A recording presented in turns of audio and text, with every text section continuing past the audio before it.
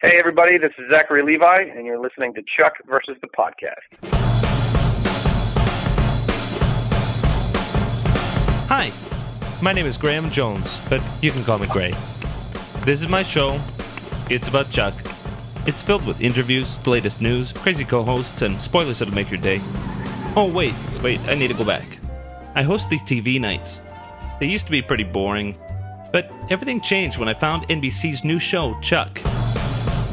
Pretty soon, my TV night got pretty crowded.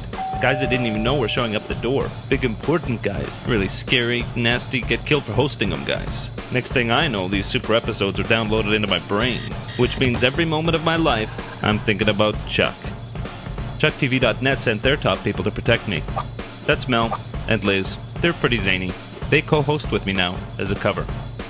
So now I must welcome you to Chuck versus the Podcast, the #1 TV podcast for NBC's Chuck. This is Gray, and I want to welcome you to Chuck versus the Podcast, episode 34 for Saturday, December 19th, 2009. It's just me this week. Mel and Liz aren't here, but we do have a packed episode, and you're going to hear from Mel in not one, but 2 interviews later in the episode. This episode, we have detailed answers to specific questions, including an interview with Robert Seidman from the ratings website tvbythenumbers.com. This is a great site to bookmark. For instance, right now, if you were to go to the site, you see the breaking news that White Collar, the great news show featuring Matthew Bomer, who played Bryce Larkin on Chuck, has been renewed for a 2nd season. Also, we see that House is going to return 2 weeks early to compete with Chuck's Monday return. Also in this episode, we have an interview with the brainchild of the exciting upcoming event, Chuckfest. And this is Mark Stevens, who Mel caught up with this week. Let's get right to it. I'm going to briefly go through some news items that are on ChuckTV.net right now. Just in case you haven't checked the site, there's just a ton of stuff there. The biggest news, of course, is Chuckfest. That's going to be in San Diego and Los Angeles the weekend of the premiere. There's a lot of detail about that later in the show, but if you just have to get the details right now, go to weheartchuck.com, and you can see all the latest developments about that exciting event.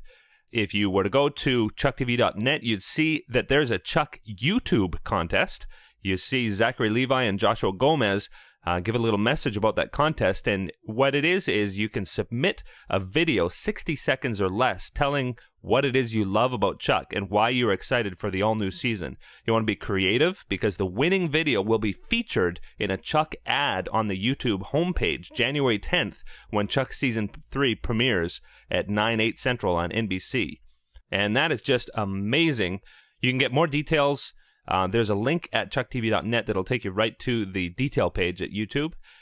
There's also an 8-hour Chuck marathon on the American Sci-Fi Network on Thursday, January 7th. So if you have any friends that you want to get caught up on the new season, of course you can get the Season 2 DVD, which comes out January 5th. But this sci-fi marathon will surely help people get caught up before the Season 3 premiere happens. They hand-selected just a few representative episodes from the season, and so I really appreciate them doing that. If you like spoilers, Alan Sepinwall couldn't resist. He posted an advanced review of the first 5 episodes of Chuck Season 3, and you can find the link on ChuckTV.net. As well on ChuckTV.net, Lou posted a great article about Chuck composer Tim Jones, and really appreciate him doing that. And I'd actually emailed Tim about it, and Tim was really happy and pleased that he had done that. Of course, one of the things we love to do with the podcast is recognize the people behind the scenes who helped to make this amazing show. And next on the list, NBC's ChuckMeOut.com launched Mission Chuck Me Out, which has daily social networking missions. The winner gets to appear in one of Chuck's flashes in an actual episode. That is way cool. So go to ChuckMeOut.com for details about that. And last but not least, the results are in for the Chuck fan survey that Mel put together. If you missed them, go to ChuckTV.net for the full details. It's really interesting to see what people really said about the show. And that's it for the news briefs, but let me say, this is what you're missing out on if you don't keep ChuckTV.net in your daily bookmarks. So make sure you do, especially over the break.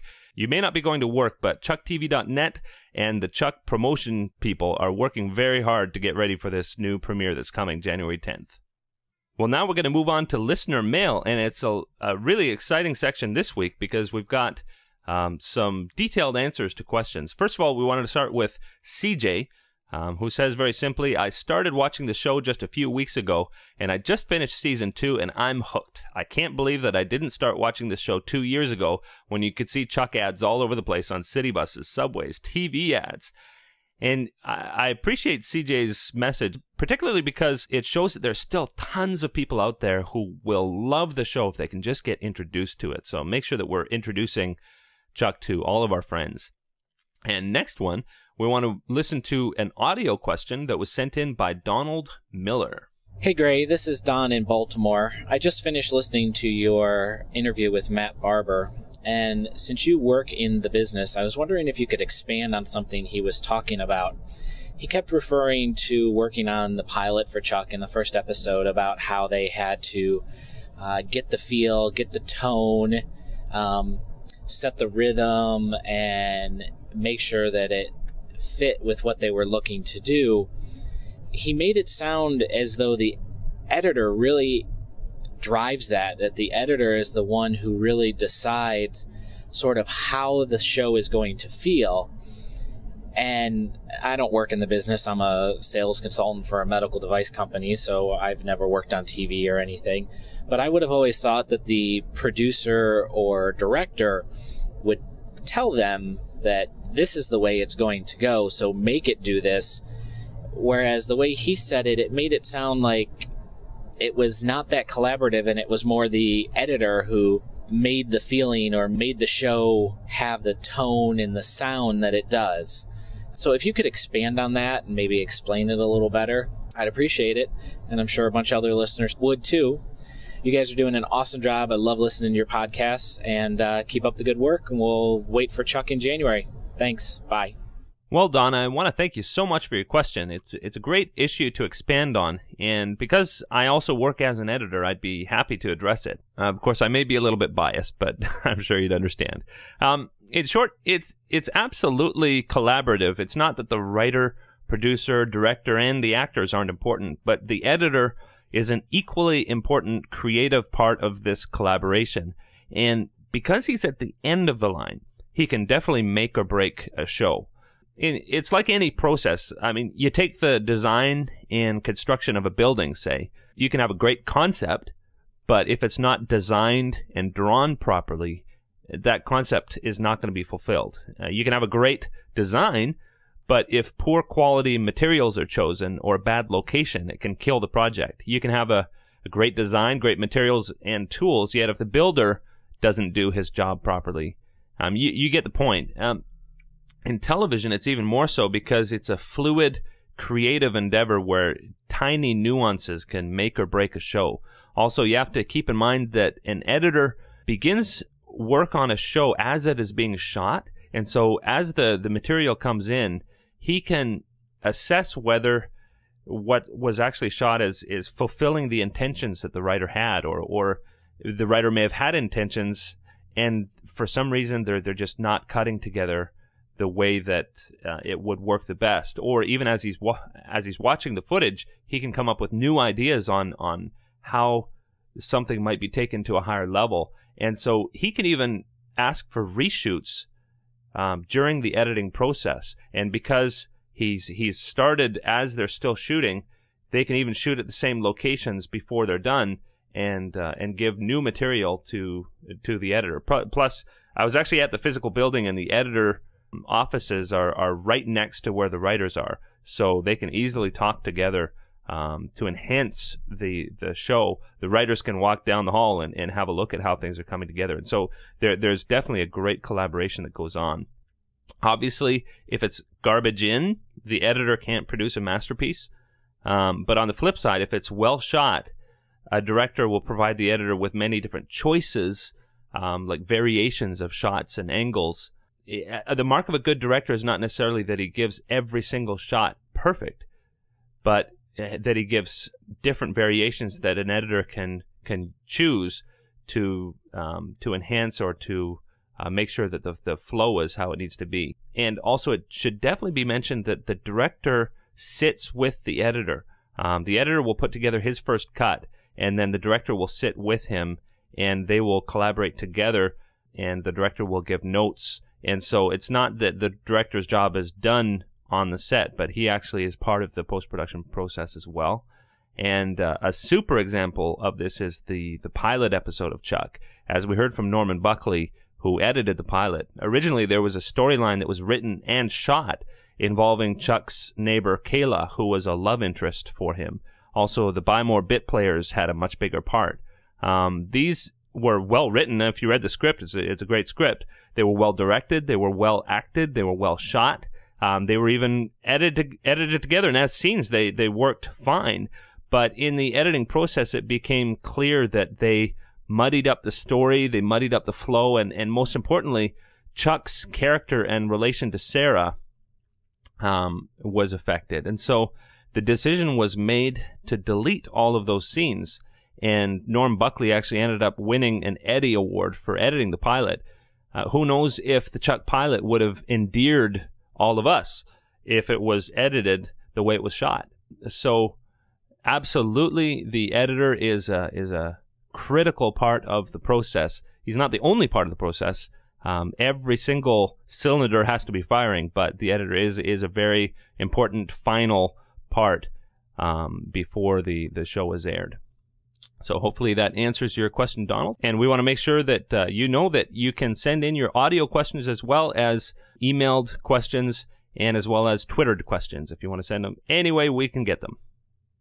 And another question came in from Sherry, or Donutty on Twitter. She says, I was wondering if you can answer a question for me. Do the DVR ratings numbers come from Nielsen households only, or do they reflect all viewers who watched or recorded on DVR? And do the networks really care about DVR and online viewing numbers?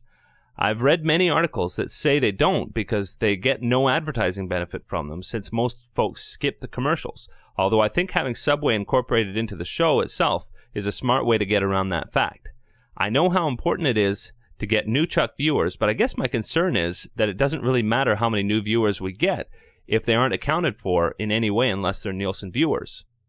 And so to answer this question, Mel had an interview with Robert Seidman from the ratings website tvbythenumbers.com.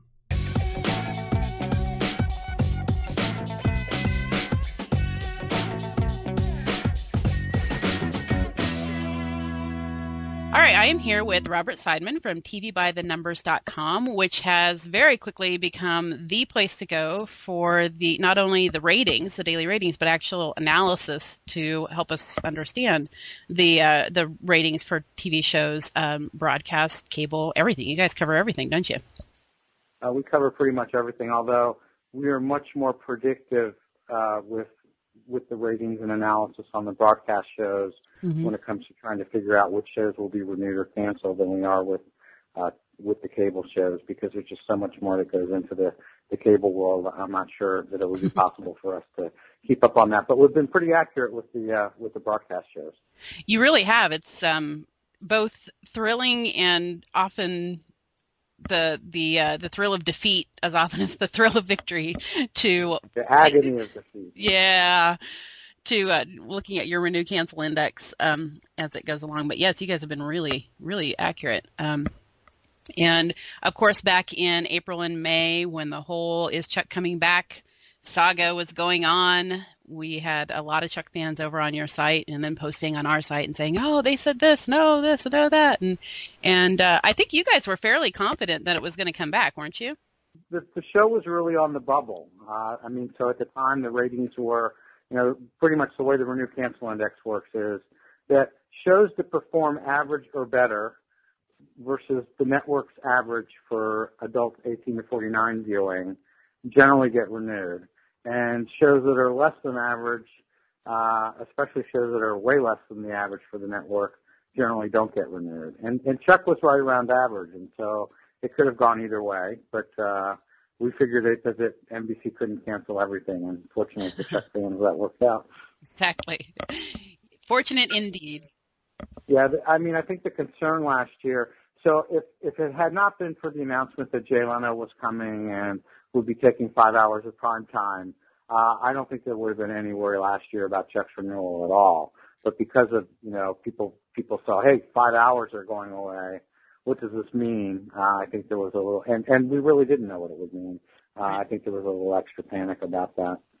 Yeah, we saw that too when they announced that. The fans really started to get agitated. So I'm glad that the campaign worked, and Chuck's back in January. Coming soon. Coming soon to a TV near you, and hopefully your Nielsen family, which leads to the reason we have you here today, Robert. We have a question from Sherry. She's also known as Donutty in the fandom, and she had a question about ratings. And while I kind of understand it all myself, I don't know it well enough to explain it to somebody else. So we thought we would go to the current expert. Okay. So here's the question from Sherry. She asked, she's wondering if we can answer a question. Do the DVR ratings numbers come from Nielsen households only, or do they reflect all viewers who watched or recorded on DVR? And do the networks really care about DVR and online viewing numbers? She's been reading several articles saying they don't get any advertising benefit from those since most folks skip the commercials. And right. She says, I think having Subway incorporated into the show itself is a smart way to get around that fact. She says, I know how important it is to get new Chuck viewers, but I guess my concern is that it doesn't matter how many new viewers we get if they aren't accounted for in any way unless they are Nielsen viewers. And again, that was Sherry. So what say you? So what I say is that the numbers that we report, they're all produced by Nielsen.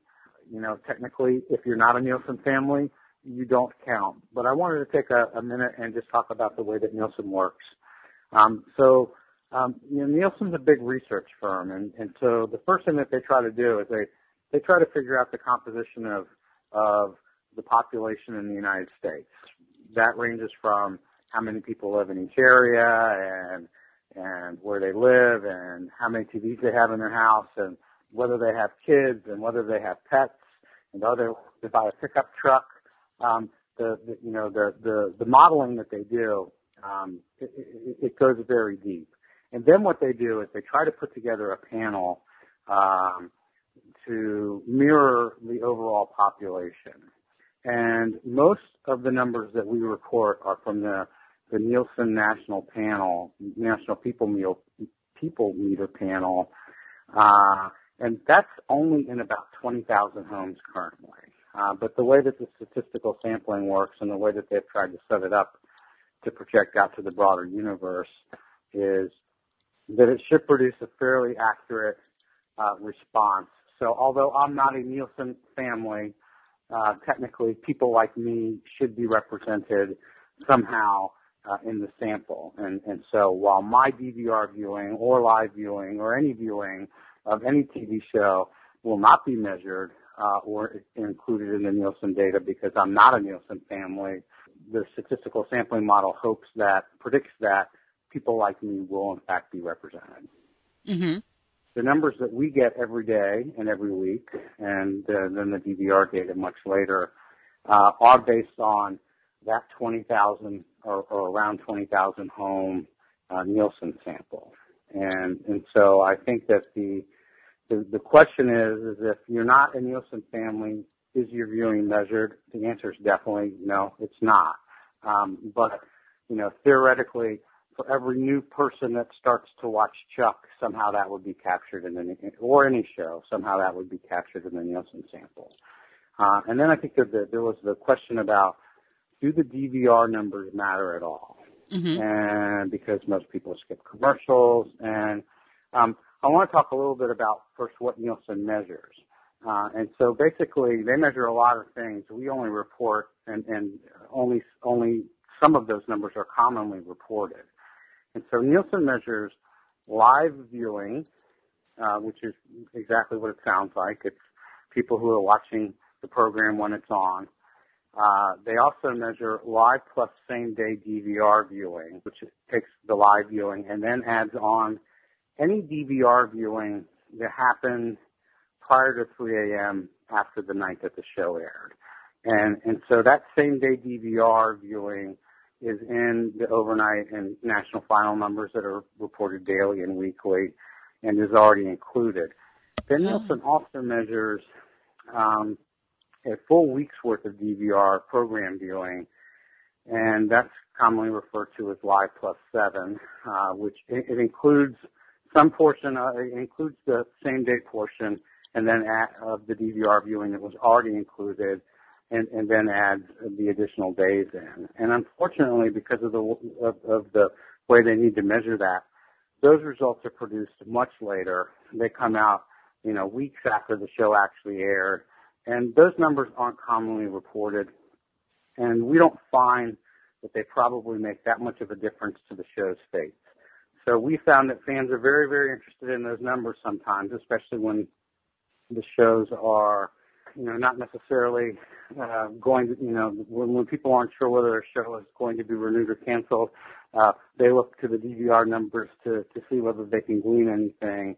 And our take is there's not really anything to be gleaned from that. Around 75% of the people skip most of the commercials most of the time. And so there's not a huge benefit to the networks for the DVR viewing when the commercials are getting skipped. And so to the point of, well, then does something like Subway make a difference? Well, I think it's much better when you can integrate product into the show, because people aren't fast forwarding over that. And in this case, Subway, to whatever degree it's portrayed in Chuck, people won't be likely to fast forward through it because it's part of the show.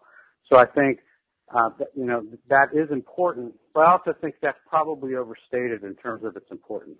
For the most part, Subway's already signed up to pay whatever it's going to pay, and the DVR numbers probably don't matter that much even to Subway. So what I would say is it's still going to be the case that if Chuck's numbers are average or better than the NBC average, then it will likely be renewed, and that's based on the Live Plus same-day viewing that we normally report. If it's below average, then it won't matter what the DVR numbers are. It will still be a frantic time for the fans, and so I think that the best thing to watch for is how Chuck is doing in the Live Plus SD ratings versus the NBC average for 18 to 49 viewing. Does that make any sense? Yes, it does. So the gist of it is that when we see the ratings the next day for the previous night's shows, we are seeing not only the people that watched it live, but the people that watched it on DVR before, 3 p.m. or 3 a.m.? 3 a.m.? Right. Okay. Yeah, and it's sort of all over the map depending on what time the show airs, but the portion of the overall, what we found is that the portion of the DVR viewing that happens on the same night, it ranges from 20% to 80%, depending on what the of the total Live Plus 7 DVR viewing, depending on what time it aired and what type of a show it is. So, for example, a lot of people watch a reality show like American Idol on DVR, but maybe they just are waiting 20 minutes to watch so they can skip through the commercials, and they're watching it the same night because they want to know what went on the show. And so we see, sometimes American Idol has 70% of its overall DVR viewing will happen the same night. And then we'll see some 10 p.m. shows that, maybe it airs on 10 p.m. Friday, and maybe only 20% of its DVR viewing happened on the same night because people home or they went to bed or whatever. And most shows are kind of in the middle of that, probably between 40 to 50% of their, so for a show that's on at 8 or 9 o'clock and is a scripted show, usually some pretty big chunk of the DVR viewing is included in the overnight numbers. Okay. And again, those are Nielsen families whose DVRs are being counted. So, I think this is important because, you hear a lot of people complain about Nielsen is an antiquated system. And I don't think Nielsen is perfect by any means, but the problem is you can't do a full census, where you measure everybody and get exact viewing from everybody, and you can't do that for a few reasons. One is it takes a lot of time and it costs a lot of money, and nobody wants to do that. I mean, one of the reasons that, the U.S. Census only happens once every 10 years is because it takes a long time and it's hard to do and it's very expensive to do that sort of thing. And so then when people will say, well, why can't they just take the information off of my set-top box?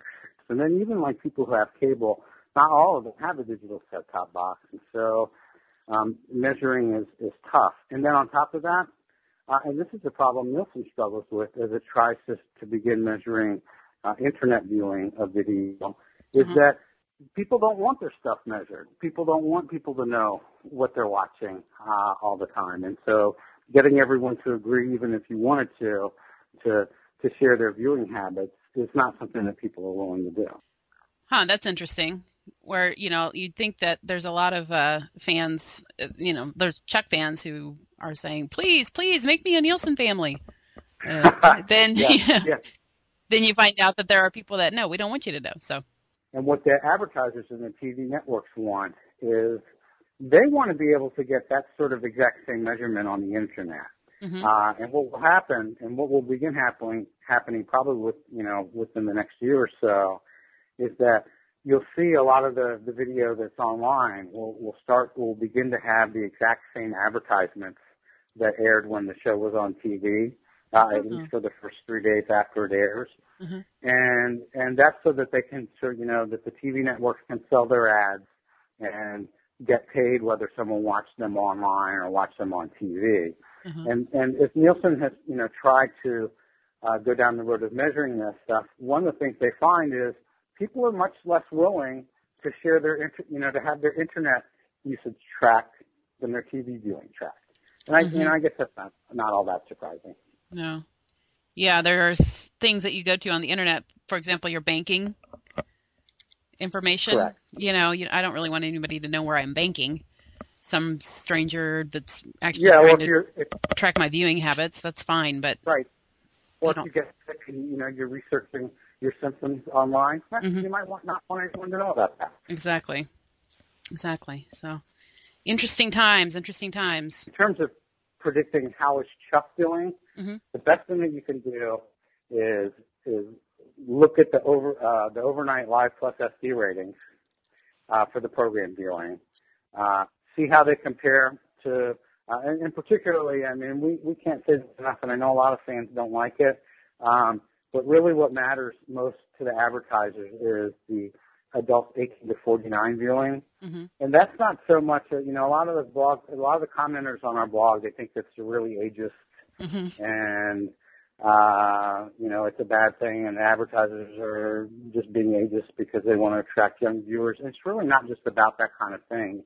What happens is that in TV viewing, people that are over the age of 50 watch a lot more TV, not just a little teeny tiny bit more TV, but a lot more TV than people under 50. And particularly people under 35 watch much, much less TV than people over 50. And so people over 50, they're just very easy. It's not that advertisers don't care about them. Obviously, a lot of the products that are advertised are completely for people over 50. However, those people are very easy to reach, or they're much easier to reach than people under 50. And because of the scarcity, the relative scarcity of people under 50, the advertisers put more focus on them because they're harder to reach.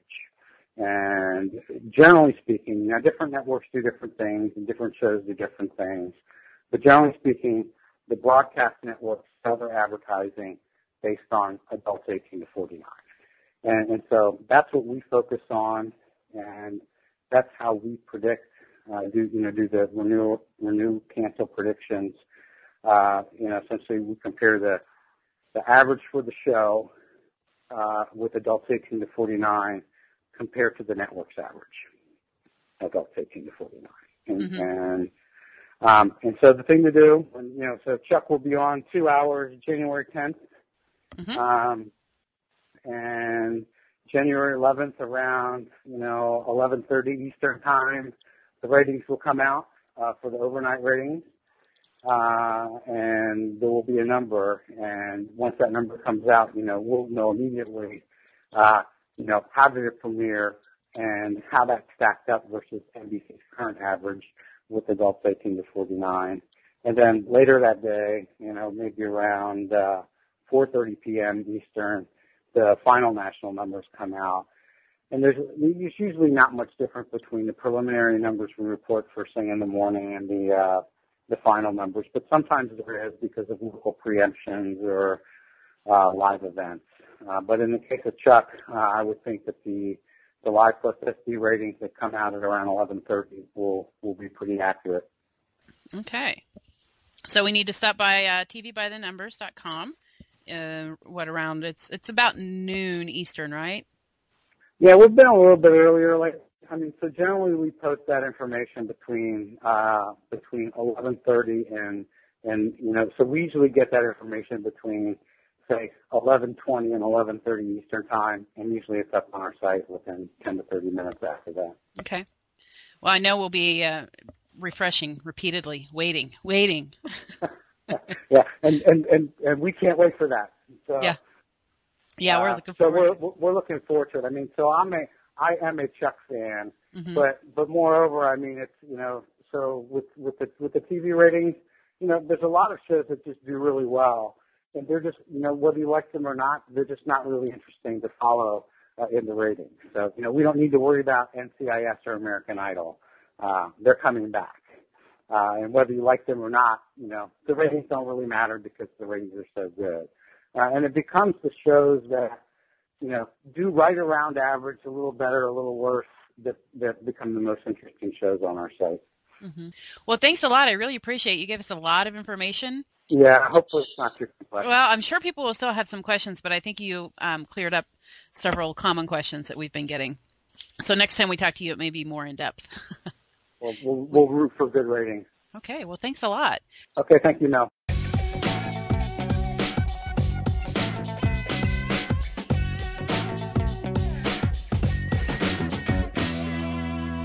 Well, that was a great in-depth interview, and I really appreciate Robert Seidman taking the time to break that down for us. Hopefully, we'll now have a better understanding of what the numbers really mean. I admit I was confused, and so this is really helpful for me. But on to the main event, Mel's interview with Mark Stevens, the brainchild behind Chuckfest.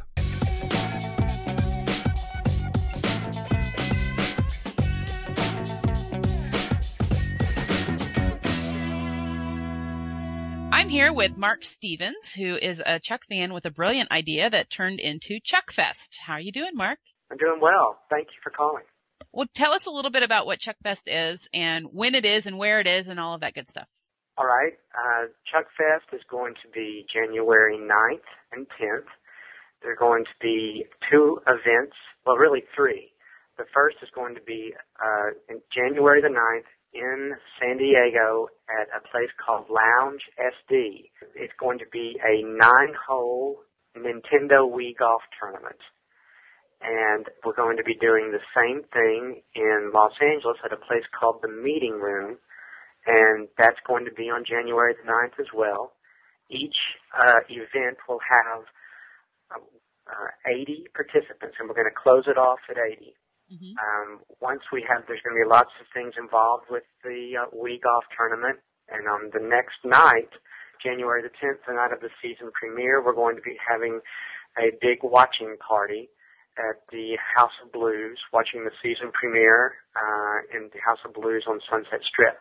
Fun. And yeah, everyone who is a participant in the tournament, they get into this event for free. Mm-hmm. We're very excited that Subway Restaurants has gotten involved, and they're going to be doing the catering for the watching party. Neato. Yeah, all of this is to benefit the Los Angeles chapter and the San Diego chapter of the American Heart Association. Mm-hmm. It's going to those 2 chapters directly. They want to benefit the areas locally. So minus a few of the expenses, the proceeds are going to be going to those 2 entities, and I'm so happy that folks have wanted to be involved in this. And I understand there are some pretty awesome prizes that go along with this. Yeah, that's how it all really came together is because the grand prize, if you come in first or second in each city, first or second in the Wii golf tournament, mm-hmm. You get to meet and greet Zachary Levi, the star of Chuck, and his buddy Josh Gomez, Morgan on the show, on Sunday, the day of the season premiere, so it's kind of a once-in-a-lifetime thing, I think. You get to play in this tournament with a lot of Chuck fans, both in San Diego and L.A., and then the next day, if you win, you get to meet the stars of the show on the season premiere day. I don't think that, that's very unique, and we're real excited about Zach and Josh helping us out. That is such a cool prize. I'm just thrilled that, how really this came about was after the Save Chuck campaign last year. I remember Zachary Levi saying, "This is just the beginning. You guys, you can't do a Jericho. We've got to really support things when the show comes back." So I said, you know what? He threw down the gauntlet, and let's go. And the irony of it is, when it came down to it, he's as good on his word, too. He is going to be involved in this as a meet and greet with Josh with the winners. So that'll be 4 people, 2 from each event. And there are other great prizes, too. The third place in each venue, they win a Nintendo Wii game system. That's third prize. Everybody who is a participant in the tournament gets a great swag bag, a goodie bag. Things are coming from Warner Brothers, from NBC, things like Chuckfest golf balls, T-shirts, lanyards, all kinds of things. So the registration fee for each individual, as an individual contest, is $125. Out of that, you get a 1 in 80 chance of meeting Zach, and you get all of these possible prizes and the goodie bag, which will be worth the event registration, I think. Yeah, that's really neat. I mean, it sounds like a good deal for the fans, and then, of course, the bulk of the proceeds go to benefit the American Heart Association, so it's a win-win. Absolutely. Well, I hope at the end of the day we can give both chapters a nice big check. I know Chuck fans will step up. There's a lot of buzz going on right now. Heard about a couple of people that might even come over from London, and bless their hearts if they do. They're just, that's what makes this event so special, Melissa. It's the fans. The folks really care about the show, and putting all that energy together, we get to make a great difference in people's lives. We're going to be saving lives through this. Yeah, that's exciting. And it is. I'm thrilled with it, and I'm so glad of your help and all those folks that have been involved in putting it together. If everybody remembers the We Heart Chuck campaign and how going through Subway and raising the money for American Heart, that's how this developed as well, and it was a long time coming, and we're hoping to have some folks from the show. Don't know if no promises can be made, but at the watching party, if you just want to come to that, it's going to be a $20 charge to get in. When you want to register for the event, you can go to weheartchuck.com, weheartchuck.com, and that will send you to a registration site where you can register for being a participant in the Wii Golf Tournament and watching party, or you can give an entrance into the watching party on Sunday evening. Okay. So there's 2 ways to win-win. Absolutely. All the proceeds on the watching party on Sunday night, past expenses, will go to the Los Angeles chapter of the American Heart Association. Okay. And I'll say this, they have been so supportive. Claudia Keller, who's the executive director in Los Angeles, and Melissa Willamos in San Diego, who's the executive director. We're going to be having volunteers from there.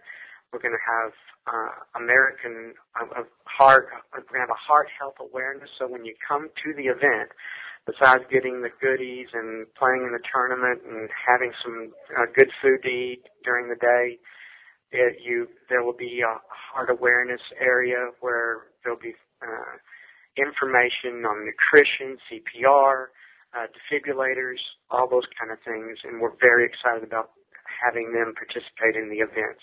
Well, Mark, I'm so glad that this has come to fruition. I remember back in May is when you first contacted me with the idea, and it has certainly been a long, long road getting it to where it is now, but it sounds like it's going to pay off and be just a really exciting thing and a really unique thing for a fandom to get to celebrate the premiere in this way.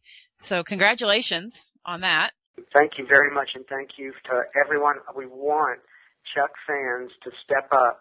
If you're in the Southern California area, please come and be a part of this.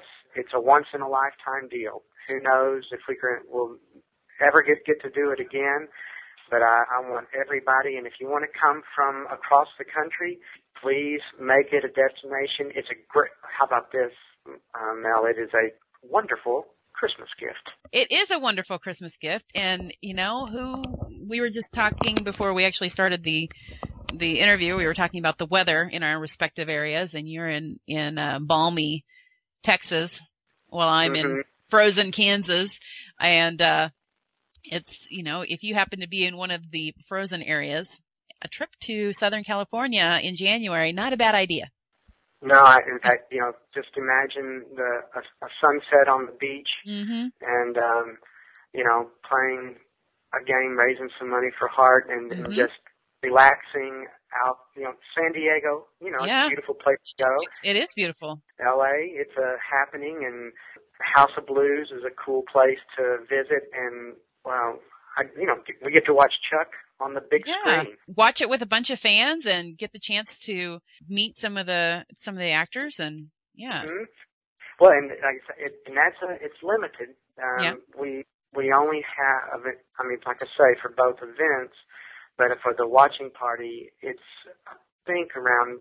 The details have just been hammered out. We have close to 350, but minus the 160 here. So we have like 150 or 190 spaces for the watching party on Sunday at House of Blues.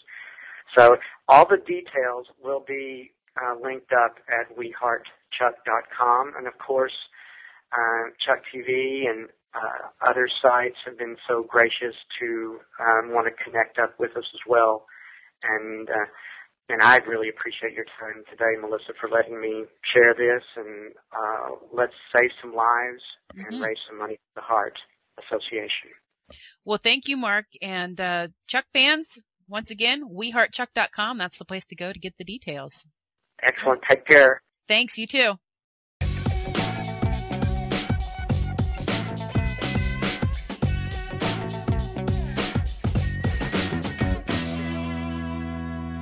Man, I know I was in LA in September, but I really wish I could be back for Chuckfest. That sounds really, really cool. I want to thank Mark Stevens for doing that interview, and I'm going to be looking for the ratings as soon as the premiere comes out, because I want to make sure that Chuck is doing well and will come back for a 4th season, because we all definitely want that to happen. We want to thank our sponsors, Movie Morons Podcast and SyrianJunkies.de. I urge you to check out both of our sponsors by going to chuckpodcast.com and clicking on the links on the right-hand side of the page. And that's all we have. Please vote for us at Podcast Alley. You can pre-order your Chuck Season 2 DVD at Chuckazon. And don't forget, you can support the podcast with donations and by buying podcast-themed merchandise. And also, let's make sure to hear your listener emails, especially as the new season is coming up. Over the break, I do hope to post the last 2 editor interviews. Want to wish everybody a great holiday, but make sure you keep checking ChuckTV.net and ChuckPodcast.com. Talk to you soon. Bye-bye.